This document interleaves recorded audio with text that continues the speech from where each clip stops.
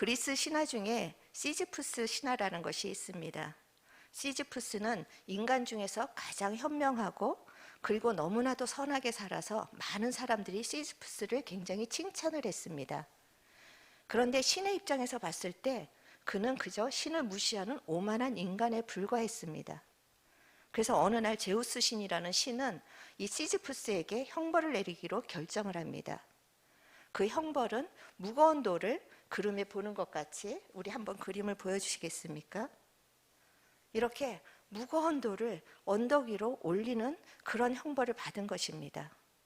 저렇게 무거운 돌을 가지고 산 정상까지 올라가야 되는데 그래도 열심히 올려보자, 그렇게 할 수 있을 것입니다. 그런데 문제는 저 정상의 산꼭대기까지 올라가면 돌이 다시 굴러서 내려간다는 것입니다. 시지푸스는 돌을 겨우겨우 저렇게 무거운 짐을 지고 올렸다가 또 그 돌이 내려가면 내려가서 그 돌을 다시 또 올리고, 또 돌이 떨어지면 다시 올리고, 이렇게 무한 반복하면서 평생을 사는 것이 시지푸스에게 내린 제우스의 형벌이었습니다. 알베르 까미라는 그런 철학자는 이 시지푸스의 이 신화를 언급하면서 우리 인생이라는 것이 이렇게 무한 반복하면서 의미 없이 허무하게 살아가는 부조리한 것이라고 이야기를 한 적이 있습니다. 여러분의 인생은 어떠십니까? 지금 어떤 돌을 지고서 올라가고 계십니까? 어쩌면은 생계의 짐이나 아니면 질병의 짐이나 자녀의 짐이나 각자 지고 있는 짐은 다르지만 이렇게 정말 그 굴레에서 벗어날 수 없는 것이 인생이 아닌가, 그런 생각을 해보게 됩니다. 우리 각자가 지고 가야 되는 짐의 상황들은 다 다를지라도 이 모든 인류가 짊어져야 되는 그 짐의 내용은 같습니다. 성경에서는 그것을 두 가지로 정리를 하고 있는데, 첫 번째로는 누구도 대신해 주지 못하고 자신만이 살아야 하는 인생의 짐이 있다라는 것입니다. 죽지 못해서 산다는 말처럼 우리가 태어나면 원치 않아도 태어나면서부터 죽을 때까지 자기의 인생을 살아내야 합니다. 더군다나 이제 정말 이 세상을 갈수록 코로나나 경제 불황이나 천재지변으로 인해서 살아가는 것이 여간 만만치가 않고 더욱더 어려워지고 있습니다. 정말 이 자리에 앉으신 한 분 한 분 지금까지 정말 그 짧게는 그 저희 교회에서 지금 가장 우리 구현 형제가 가장 나이가 어린데 짧게는 25살에까지 살아내느라고 참 애썼을 것입니다.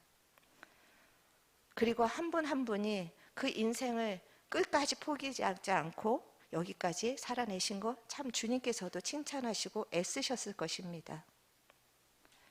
그런데 이렇게 혼자서 무거운 짐을 지고 허덕이는 우리를 향하여서 성경 말씀에 시편 68편 19절에서는 날마다 우리의 짐을 지시는 분이 계시다라고 소개를 하고 있습니다.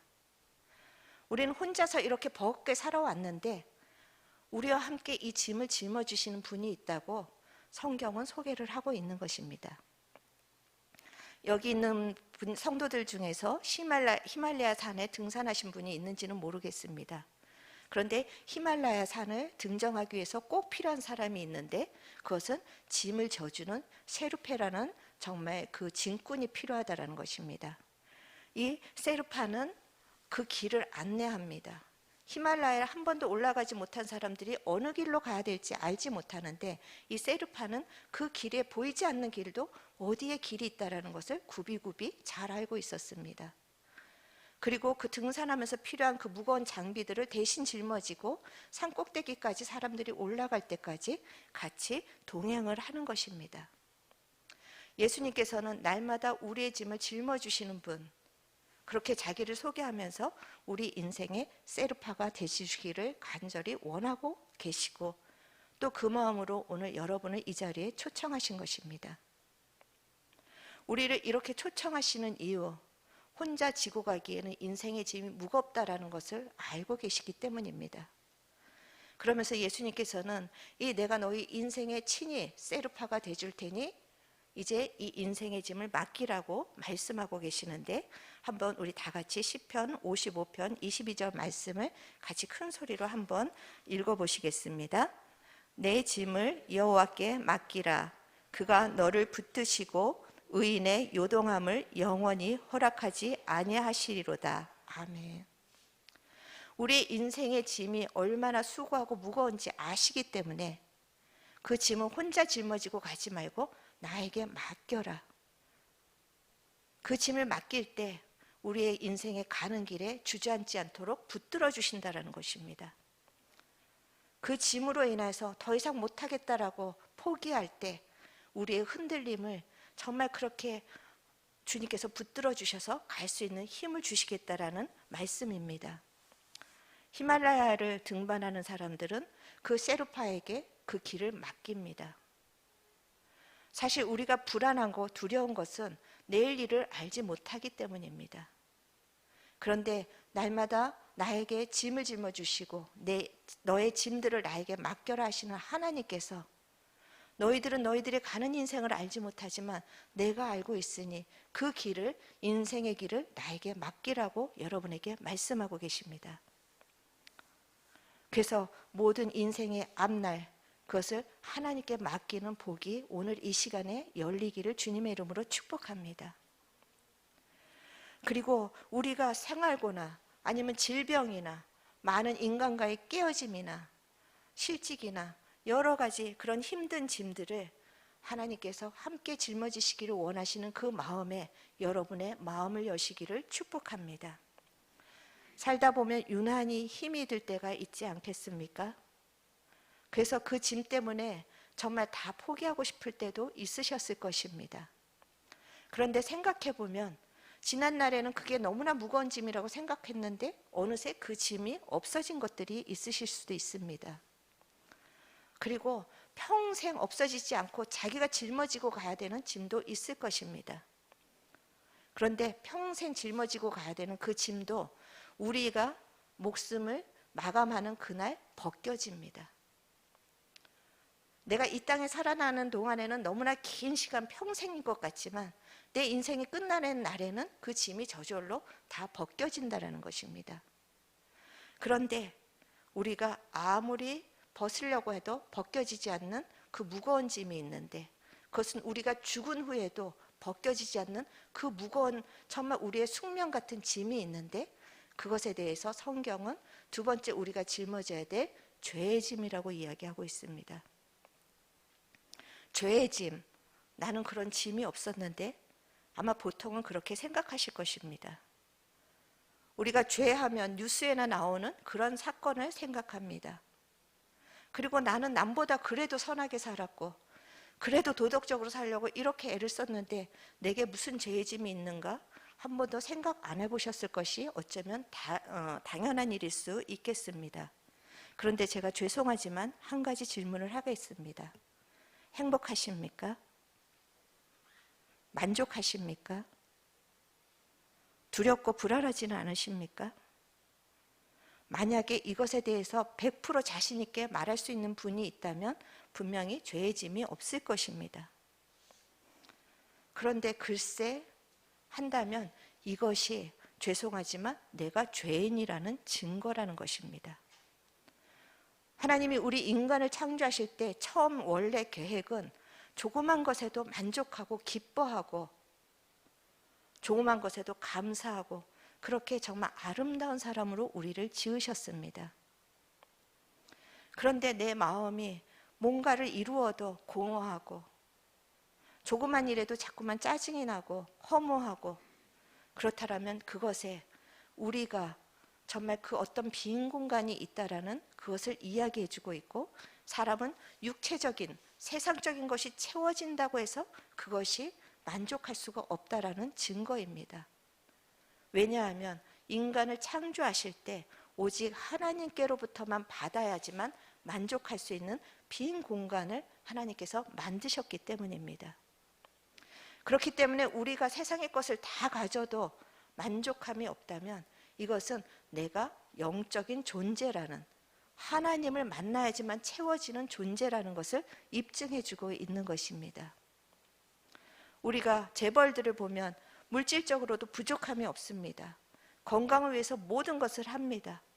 그런데 요즘 뉴스에 정말 자주 나오는 것처럼 그 재벌들의 아들, 딸들이 왜 마약에 그렇게 몰입합니까? 다 가졌는데도 공허하니까 남보다 더 불행한 것입니다. 만약에 우리가 어떤 부족한 것을 갖는 것으로 우리의 인생이 만족한다면 정말 우리는 열심히 살아서 그것을 취할 수 있습니다.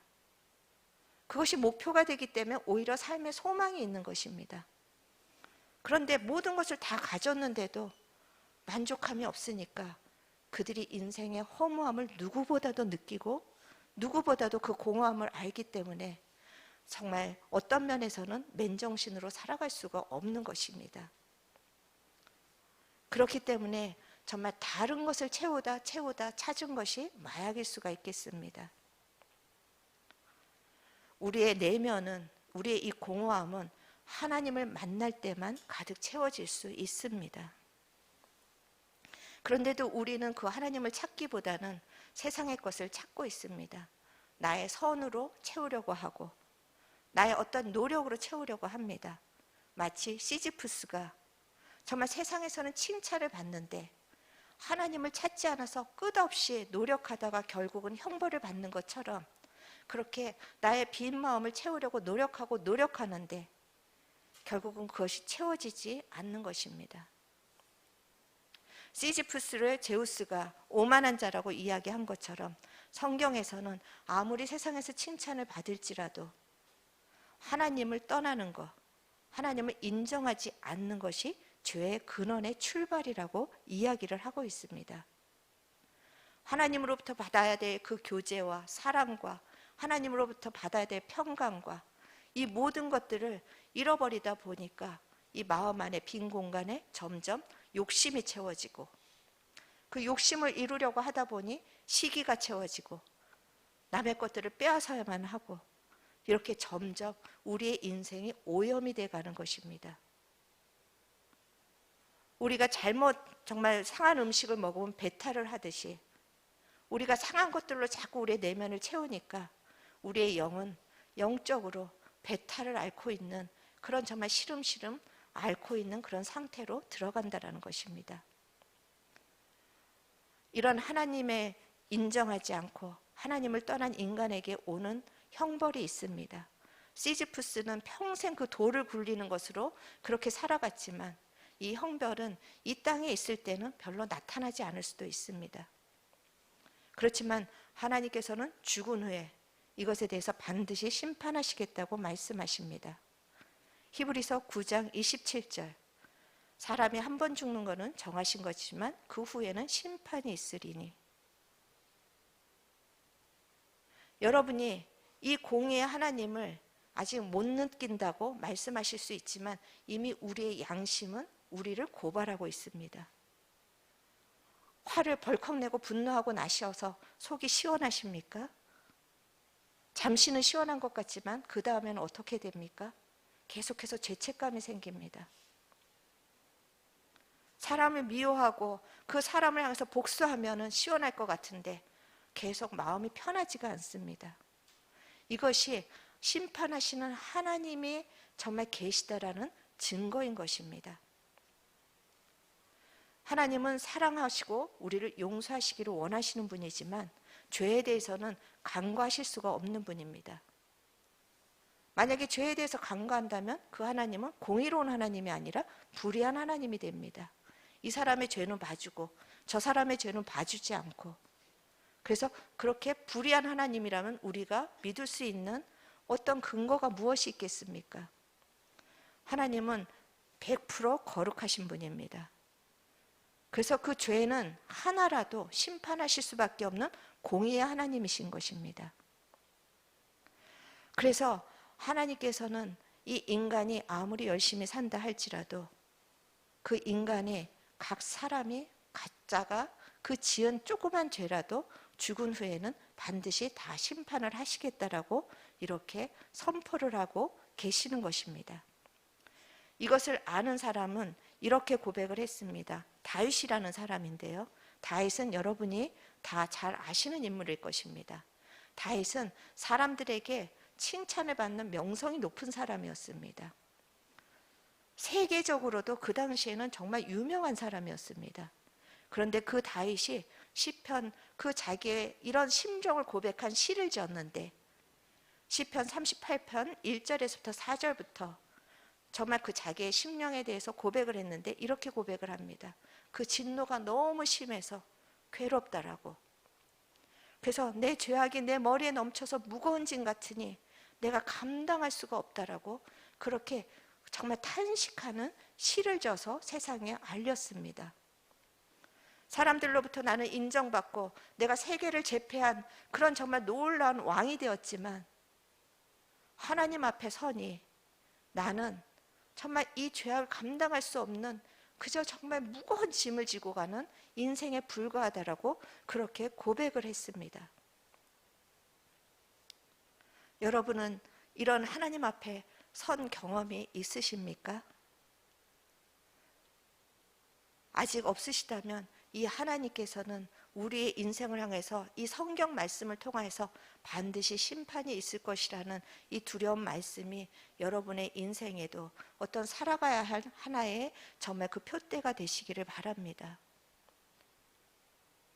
하지만 내 힘으로 이 죄를 해결하려고 하다 보니 다윗처럼 내가 열심히 살려고 했는데, 내가 하나님의 법을 어기지 않으려고 했는데 내가 그럴 수 없어서 내 죄가 너무나 무겁습니다.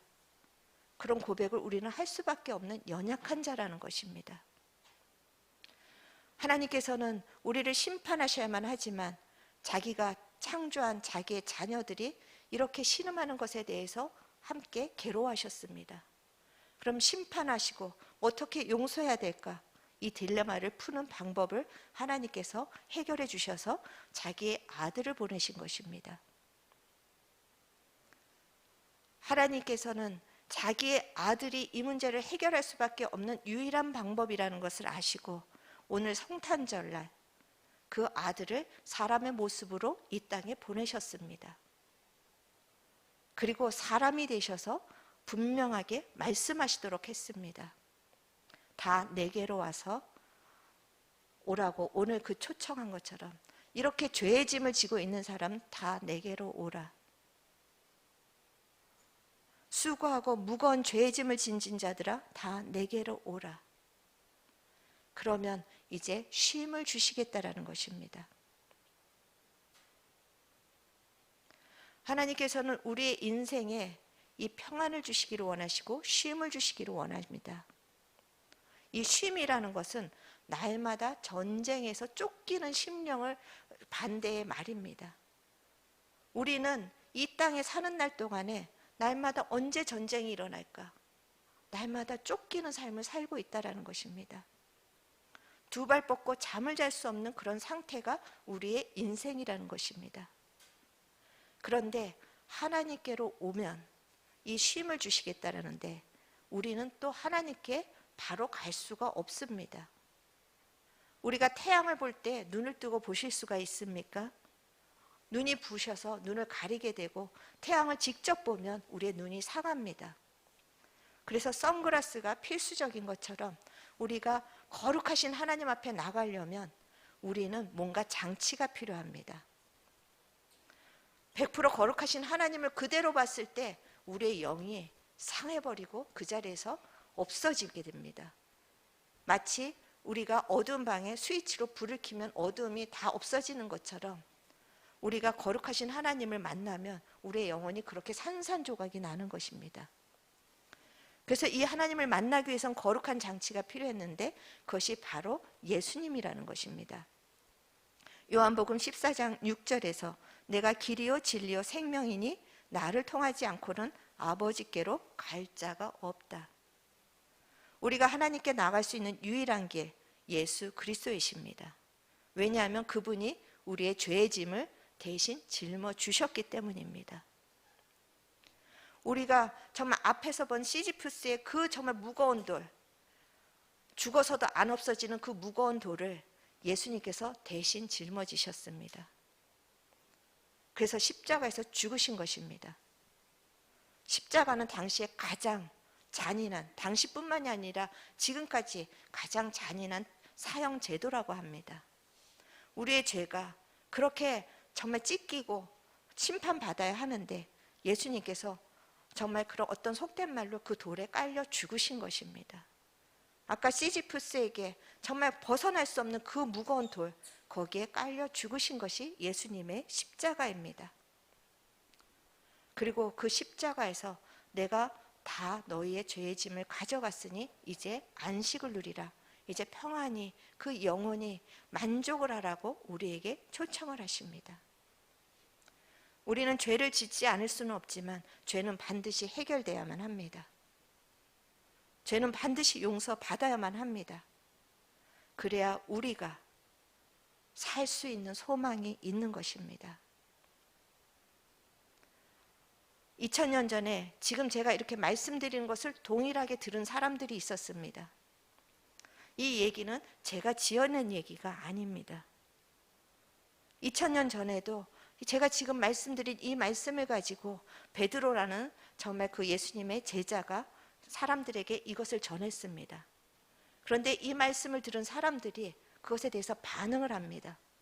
사도행전 2장 37절에서 그 말씀을 다 듣고 나서 그러면 우리가 어찌할꼬 그렇게 반응을 합니다.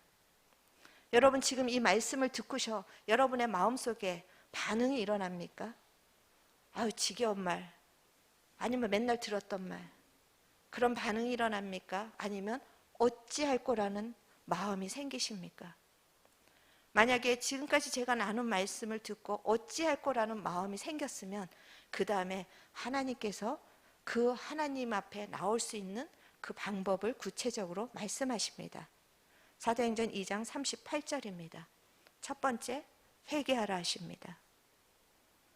회개는 하나님 이거 잘못했어요가 아니라 내가 하나님께 돌아가는 방법을 모르는데 이제 하나님께 돌아가기로 결정합니다. 이것이 회개입니다. 우리는 회개를 어린아이들이 엄마 잘못했어요 그 정도의 수준으로 생각하는데 회개는 가던 길에서 내가 지금 길을 잘못 가고 있구나, 돌아가야 되겠다 하고 유턴하는 것이 회개인 것입니다. 그래서 하나님께서 오늘 우리가 하나님이 없이는 진정한 만족도 없고 평안도 없고 쉼도 없는데, 그리고 이 죄에 대해서 이 죄의 짐을 평생 죽어서까지 짊어지고 가야 되는데 이 짐을 내가 벗어나기를 원하는데 방법이 없습니다. 오직 방법은 하나님께 돌아가는 것밖에 없습니다. 내가 그것이 뭔지 모르겠지만 하나님께 돌아가겠습니다. 이렇게 회개가 일어나기를 원하십니다. 그리고 두 번째로 그렇게 돌아가기로 결정하면 예수 그리스도의 이름으로 죄 사함을 받으라 하십니다. 내가 죄인이라는 걸 인정하고 내 이 죄의 짐을 예수님께서 대신 가져가셨다, 그것을 인정하는 것이 예수님이 십자가에서 죽으신 것을 믿는 것입니다. 그리고 예수님이 십자가에서 죽으신 것을 우리가 믿을 때 우리에게 그 모든 죄의 짐이 벗겨진다라는 증거로 예수님은 부활하셨습니다. 죄가 없는 사람은 다시 태어날 수가 없습니다. 영원히 살 수가 없습니다. 죄가 있는 사람은 죄송합니다. 근데 죄가 없는 사람은 그냥 영생, 영원히 살아갑니다. 우리가 죽는 것은 죄인이기 때문에 죽는 것이지 죄가 0%도 없으면 우리의 인생은 그냥 영원히 살도록 우리가 그렇게 정말 창조된 존재라는 것입니다. 그래서 예수님께서 십자가에서 죽으시고 그 다음에 3일 만에 부활하셨다는 것은 죄가 이미 다 처리돼서 부활하셨다는 것을 우리에게 증거로 보여주시는 것입니다. 이렇게 내가 하나님께 돌아가기로 결단하고 죄사함을 받기로 정말 믿으면 예수님께서 십자가에서 다 처리하셨으므로 내 죄가 용서받았다라는 것을 믿을 때 세 번째로 성령을 선물로 주시겠다라고 말씀하십니다. 성령이라는 것은 하나님의 영인데 그것이 우리 마음에 들어오는 것입니다. 이것을 인간적인 것으로는 설명할 수 없는 신비입니다. 우리가 살다 보면 여러 가지 신비가 나타납니다. 갑자기 아이가 떨어질 때 엄마가 괴력을 발휘하는 신비가 나타납니다. 근데 가장 큰 신비는 하나님이 인간의 마음에서 사신다라는 것입니다. 그 보이지 않는 우주보다 크신 분이 이렇게 초라하고 조그만, 속도 좁아서 날마다 삐지고 날마다 오해하고 그런 인간 속에서 하나님이 같이 사신다라는 것이 가장 큰 신비입니다. 그런데 이 하나님이 우리 안에 들어오시면, 그 하나님의 영이 우리 안에 들어오시면 우리의 인생이 바뀌기 시작합니다. 오늘 우리가 처음 읽었던 마태복음 말씀 30절에 보면은 예수님이 주시는 멍에는 쉽고 그 짐은 가볍다라고 하십니다. 이 멍에라는 것은 여러분이 아시는 것처럼 소가 밭을 갈도록 소에게 짐을 끌고 가는, 짐을 얹어놓고 그 짐을 끌고 갈 수 있도록 해놓은 장치입니다. 그런데 예수님 당시에 그 중동 지방에서는 그 멍에가 어미소와 새끼소가 같이 매도록 그 하나의 장치로 연결이 되어 있었습니다. 새끼소는 어미소가 앞에서 끌고 가면 그냥 뒤에서 졸졸 따라가기만 하면 되는 것입니다. 예수님께서 내 멍에는 쉽고 내 짐은 가볍다 하는 것은 예수님이 우리의 인생의 길을 먼저 가시면서 인도하시기 때문에서 우리가 쉽다라는 것입니다. 그리고 우리가 짊어져야 될 짐을 예수님이 대신 앞에서 짊어지고 같이 가시기 때문에 그것이 쉽다라고 이야기하는 것입니다. 지금까지 열심히 사셨을 것입니다. 그러나 아무리 우리가 몸부림쳐도 안 되는 것도 너무나 많은 것이 인생입니다. 그렇지만 이제부터는 달라집니다. 똑같은 일을 만날지라도 내 안에 하나님이 함께 하시기 때문에 이제 우리의 동일한 짐을 지는 것 같지만 그 짐은 가벼워질 것입니다. 어떤 상황이 올지라도 우리 안에 계시는 하나님께서 날마다 우리에게 공급해 주시는 은혜가 있을 것입니다. 요한복음 14장 27절 우리가 같이 큰 목소리로 읽어보시겠습니다. 평안을 너희에게 끼치노니 곧 나의 평안을 너희에게 주노라. 내가 너희에게 주는 것은 세상이 주는 것과 같이 아니하니라. 너희는 마음에 근심하지도 말고 두려워하지도 말라. 아멘. 하나님의 영이, 성령님이 우리와 함께 하시면 우리에게 어떠한 상황, 폭풍이 보는 상황 속에서도 평안을 주시겠다고 합니다. 그런데 이 평안은 세상이 주는 평안과는 다르다고 하시는 이유가, 우리가 세상의 평안은 어떻습니까? 뭔가 상황이 좋아지면 평안합니다. 그렇지만 상황이 나빠지면 그 평안을 어느새 빼앗깁니다. 하지만 하나님이 주시는 나의 평안, 그것은 마치 어린아이가 전쟁에 나더라도 엄마의 품에 안겼을 때는 고요한 것처럼 우리가 폭풍이 나더라도 그 핵심 속에서 흔들리지 않는 그런 인생을 살아갈 수 있다라는 것입니다. 지금까지 수고하고 무거운 짐을 지고 여기까지 오신 여러분, 지금까지 너무 많이 애쓰셨지만 이제는 그 모든 죄의 짐과 인생의 짐을 하나님께 맡기시기를 축원합니다. 오늘 이 자리까지 오시는데 많이 힘드셨을 것입니다. 날이 따뜻해도 교회 나오기가 정말 쉽지 않았을 텐데 이 강추위를 뚫고, 영하의 10도의 강추위를 뚫고 이 자리에 나오신 이 귀한 발걸음을 하나님께서 기억하실 것이라고 믿습니다. 그리고 이 귀한 발걸음에 여러분이 하나님께서 여러분의 인생에 주시고자 하는 최고의 선물을 받아가시기를 간절히 소망합니다. 이 선물은 그냥 이 연말이 되어서 크리스마스에 사람들끼리 주고받는 선물이 아닙니다. 이 선물은 하나님께서 여러분의 인생을 정말 통틀어서 주시기를 원하셔서 자기의 몸까지 희생하시고 마련하신 선물입니다. 이 선물을 여러분이 받으실 때 여러분의 인생에 이제 진정한 쉼이 시작될 것입니다. 여러분의 모든 죄책감이 벗어질 것이고, 여러분이 혼자 애쓰면서 이렇게 살아야지 안 됐던 것이 되기 시작할 것입니다. 그리고 그 공허함과 외로움, 세상 사람들은 다 나를 몰라주고 나를 이해하지 못하는데 나를 가장 잘 아시는 하나님께서는 내 앞길도 아시고 내 마음도 아시고 그 하나님으로 꽉 차니까 더 이상 삶이 허무하지 않을 것입니다. 시지푸스가 그 제우스에게 형벌을 받고 무슨 생각을 했을까요? 아, 내가 오만한 자였구나. 정말 신이 있다면 나를 선처해달라고 그렇게 갈망하지 않았겠습니까? 반대로 고집이 세면 오히려 반항했을 것입니다. 해볼 대로 해보자. 그렇지만 수고하고 무거운 짐에서 그는 벗어날 수 없었을 것입니다.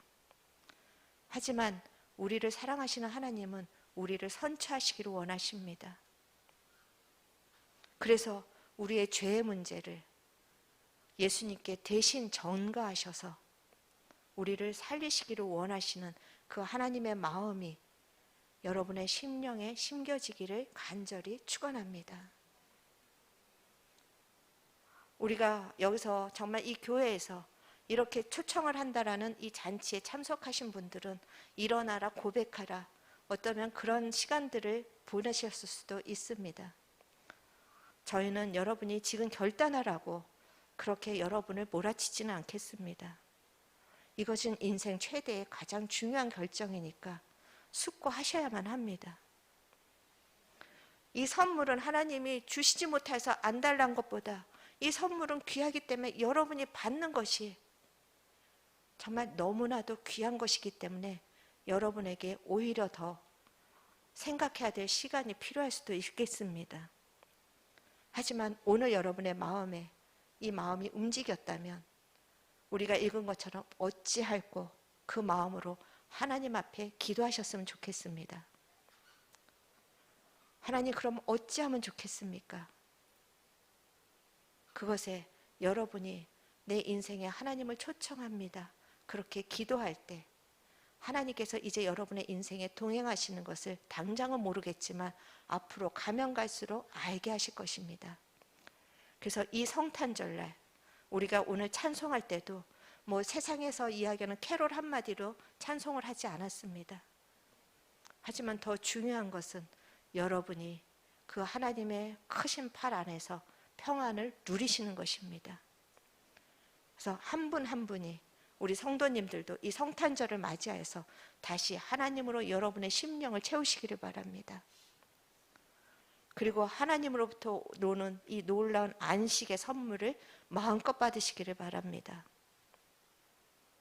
그래서 2023년도에는 힘차게 발걸음을 내디딜 수 있는 우리의 성도님들 되시고 또 이 자리에 오신 귀한 분들 되시기를 주님의 이름으로 축원합니다. 오늘 말씀을 생각하시면서 한번 같이 찬양을 드려봤으면 좋겠습니다. 우리의 죄의 짐을 맡아주신 그 주님이 누구신가 우리가 함께 찬양하는 시간을 갖기로 하겠습니다. 같이 찬양하시겠습니다.